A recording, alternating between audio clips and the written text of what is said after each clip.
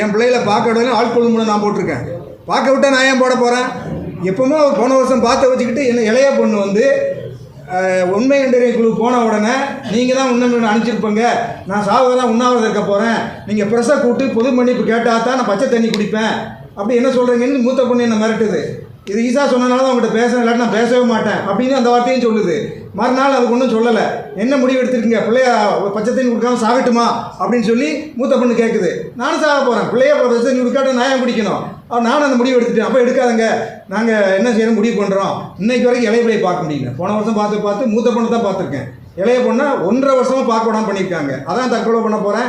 ஈசா மேலே பேர் ரிப்பேர் ஆகிடுச்சு, இங்கே வந்தாவே ஈசா பேர் ரொம்ப ரிப்பேர் ஆகிடுது, உங்கள் அப்பாவால் ஈசாவோட வருமானமே போச்சு, அதனால் உங்கள் அப்பா அங்கே வரக்கூடாது அப்படின்னு சொல்லி லோக்கல் முனிசிபல் சப்போர்ட்டில் என் மேலே ஒரு கேஸ் போட்டாங்க.